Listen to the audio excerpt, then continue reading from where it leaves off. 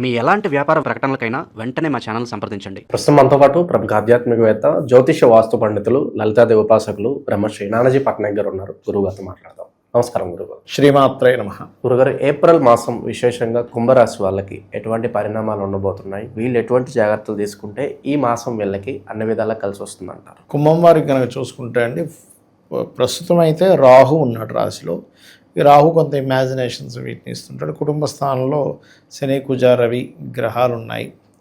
And అట్లాగే మనకి మూడులో శుక్రుడు, ఆ మూడులో ఉండే శుక్రుడు 4లోకి వెళ్తాడు. సప్తమంలో కేతు ఉన్నాడు, పంచమంలో గురువు ఉన్నాడు.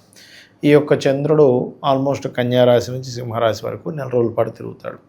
ఈ గ్రహస్థితిని అనుసరించి వీరికి ఎలా ఉండబోతుంది, ఏ దేవతారాధన చేసుకోవాలి అనేటువంటి అంశాలు చెప్తుంది నేనైనప్పటికీ, చెప్పిస్తుంది సాక్షాత్ లలితా అమ్మవారిగా భావిస్తూ ఆ లలితాంబిక అమ్మవారి యొక్క అనుగ్రహం పరిపూర్ణంగా కలగాలని మనస్ఫూర్తి కోరుకుంటూ, ఫస్ట్ ఆఫ్ ఆల్ రాశిలో ఎప్పుడైతే రాహు ఉన్నాడో తెలియని భయం, ఏం జరుగుతుందో, ఇమాజినేషన్స్ ఎక్కువ అవడం, ఆలోచన విధానంలో అంటే మనకు తక్కువ వస్తున్న ఎక్కువ వస్తుందేమో ఎక్స్పెక్టేషన్ పెట్టుకోవడం, అసలు రాదేమో అని ఒక భయం, ఇలాంటివి వీళ్ళని వెంటాడుతుంటాయి.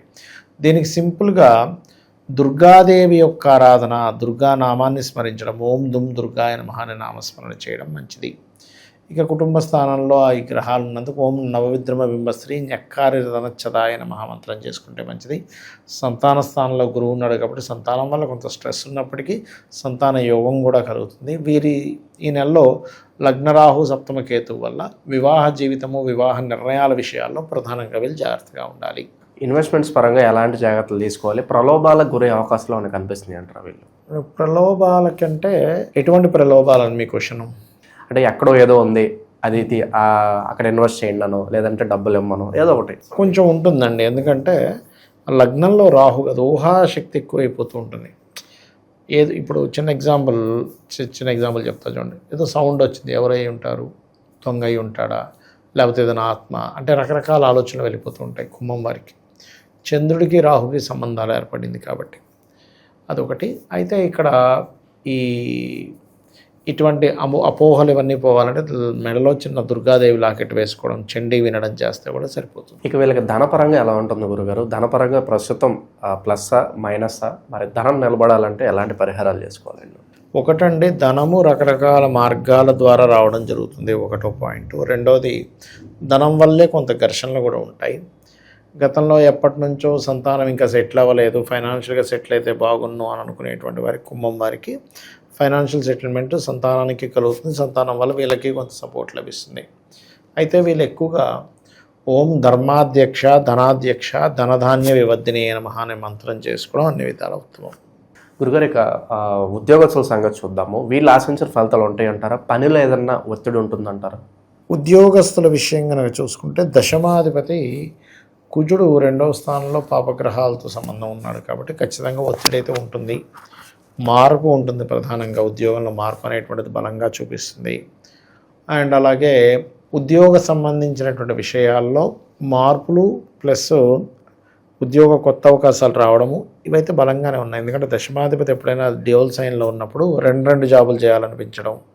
అయితే ఈ ఉద్యోగ విషయంలో 5, 6, 7 తేదీలు, 13, 14 తేదీలు కొంత జాగ్రత్తగా ఉండాలి. ఇక నిరుద్యోగులు ఎంతకాలం ఎదురు చూస్తే వాళ్ళకు గుడ్ న్యూస్ వినే అవకాశం ఉంటుందంటారు వాళ్ళు? ఇక్కడ ఇంతకాలం ఎదురు చూడాలని ఉండదండి. వాళ్ళ పర్సనల్ చార్ట్ని బట్టి వాళ్ళకు ఉన్నటువంటి మహాదశ, అంతర్దశలు ఎలా ప్రభావం చూపిస్తున్నాయనే దాని మీద ఆధారపడి ఉంటుంది.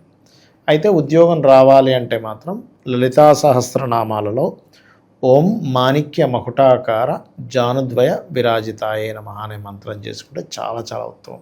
ప్రస్తుతానికి ఫ్యామిలీ ఎన్విరాన్మెంట్ ఏ విధంగా ఉంటుంది? భార్యాభర్తల మధ్య రిలేషన్స్ కావచ్చు, ఇవన్నీ కూడా. భార్యాభర్తల మధ్య రిలేషన్ అంటే లగ్నంలో రాహు, సప్తమంలో కేతు ఉన్నది. ఇది కొంచెం విచిత్ర గ్రహాలు, చిత్రగ్రహము అంటారు కేతువుని. కాబట్టి ఎంతో కొంత ఈగో క్లాషెస్ అని ఇట్లాంటివి ఉంటాయి కొంచెం కుంభం వారికి.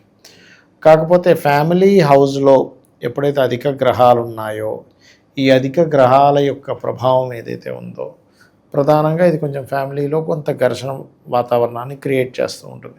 కొన్ని ఇన్వెస్ట్మెంట్స్ విషయంలో అనుకోండి, ఎందుకంటే 12వ అధిపతి 2లో ఉన్నాడు కదా కాబట్టి. కాకపోతే ఈ ఘర్షణ వాతావరణం అనేటువంటి తగ్గాలి అని అనుకుంటే ఫస్ట్ వీళ్ళు కొంచెం ఎక్కువ ఇమాజినేషన్ ఆపేయాలి. ఎందుకంటే రాశిలో రాహు ఉన్నప్పుడు ఇమాజినేషన్ పెంచుతుంది అనుకున్నాం కదా. అలాంటప్పుడు ఈ కర్పూర వీటికి ఆమోద సమాకర్ష దిగంతరాయ నమః అనే మంత్రం కానీ, ఓం నవవిద్రుమ బింబశ్రీ న్యక్కారి రతనచ్చదాయ నమః అనే మంత్రంగా చేసుకుంటే మంచిది. కుటుంబ సభ్యుల్లో దూరపు బంధువర్గం కావచ్చు, ఫ్రెండ్స్ కావచ్చు, అందులో ముఖ్యంగా స్త్రీలు కొత్తగా పరిచయం అవడం అనేటువంటిది కూడా చూపిస్తుంది. ఇక వీరికి ఎప్పుడైతే 3వ స్థానంలో ఉండే శుక్రుడికి రవి వెళ్ళి కలుస్తాడో వీళ్ళ సిబ్లింగ్ వరుస వాళ్ళకి ఎవరికైనా గవర్నమెంట్ జాబ్స్ రావడానికి ఆస్కారం ఉంటుంది. వివాహ ప్రయత్నాలు ప్రస్తుతం చేసుకోవచ్చు అంటారా? అనుకూలంగానే ఉంటుందంటారా? నన్ను అడిగితే ఇప్పుడు అంత అనుకూలంగా లేదు. ఇంకా తప్పనిసరి చేసుకోవాలనుకుంటే రాహుకేతువుల దగ్గర దీపారాధన చేయడము, కాస్త రాహుకేతు గ్రహాలకి జపం చేయించుకోవడం, అవి చేసుకోవచ్చు. ఓకే. పార్ట్నర్షిప్ బిజినెస్లో పార్ట్నర్స్ని నమ్మడం, పార్ట్నర్తో ఇదంతా రిస్క్ వ్యాపారం అంటారు, ఇదంతా కూడా పర్లేదు ముందుకెళ్ళొచ్చు అంటారా? నన్ను అడిగితే పార్ట్నర్షిప్స్ విషయంలో జాగ్రత్తగానే ఉండాలి. ఎందుకంటే సప్తమంలో కేతువు కదా. అయితే కొంతమంది జాతకాల్లో పర్టికులర్గా కేతు ప్రభావం కొంత ఉంటుంది, కానీ వాళ్ళ పర్సనల్ చార్ట్లో పార్ట్నర్స్ ద్వారానే వాళ్ళకి అభివృద్ధి ఉంటుంది. అప్పుడు ఖచ్చితంగా వాళ్ళకి ఇబ్బంది అనేటువంటిది ఉండదు. కాబట్టి మీరు ఏం చేయాలంటే, చాలామంది ఏం చేస్తారు, జనరల్గా చూసేసా మీకు పార్ట్నర్షిప్ పనికిరాదు అంటారు. అలా కాదు, కొన్నిసార్లు పార్ట్నర్స్ మూలంగానే అభివృద్ధి ఉంటుంది. అది చూసుకోవాలి జాతకంలో. అంటే ఇప్పుడు నేను ఎందుకు వద్దంటున్నానంటే, సప్తమంలో కేతువు, లగ్నంలో రాహు, లగ్న సప్తమాల్లో రాహుకేతువు ఉన్నప్పుడు రివర్స్ ప్లానెట్స్ అవి వెనక్కి వెళ్ళేవి. కాబట్టి ఏ పనులు చేసినా పార్ట్నర్స్తో వెనక్కి వెళ్తుంటాయి కానీ ముందుకు కదలవు. కాబట్టి పార్ట్నర్షిప్ నవంబర్ వరకు అవాయిడ్ చేయడమే మంచిది. ఇక ఉంది వీళ్ళ పర్సనల్ చార్ట్లో ఉందంటే అప్పుడు ముందుకు అడుగు వేయచ్చు. ఆరోగ్యరీత్యా ఎలా ఉంటుందంటారు గురుగారు? ఆరోగ్యరీత్యా అంటే 6th లార్డ్ అయినటువంటి చంద్రుడు 5, 6 తేదీల్లో కుంభరాశిలో సంచారం జరిగేటప్పుడు కొంత జాగ్రత్తగా ఉండాలి. ఆ సమయంలో కొంత ఆరోగ్యం ఇబ్బంది వల్ల కూడా ఉద్యోగంలో కొంత బ్రేక్ పడ్డం అనేటువంటి చూపిస్తుంది. మరియు రాశిలోకి చంద్రుడి యొక్క ప్రభావం ఉంది కాబట్టి 13, 14 తేదీలు కొంత వీళ్ళకి ఏదో తెలియని కొంత మానసిక స్ట్రెస్ అనేటువంటి పెరుగుతూ ఉంటుంది. ఈ విషయంలో జాగ్రత్తగా ఉండాలి. ఈ నెల విశేషంగా వీళ్ళకి ఇంకా కలిసి రావాలంటే ఎలాంటి పరిహారాలు, క్షేత్రాలు దర్శించుకుంటే బాగుంటుంది? దక్షిణామూర్తి ఆరాధన ఒకటి చేయాలండి. గోవులకి క్యారెట్స్, బెల్లము, గ్రాసము ఇవి తినిపిస్తూ ఉండాలి. ఇక క్షేత్ర దర్శనం అంటే అమ్మవారి క్షేత్రాలకు వెళ్ళడం చాలా మంచిది చెప్పాలంటే.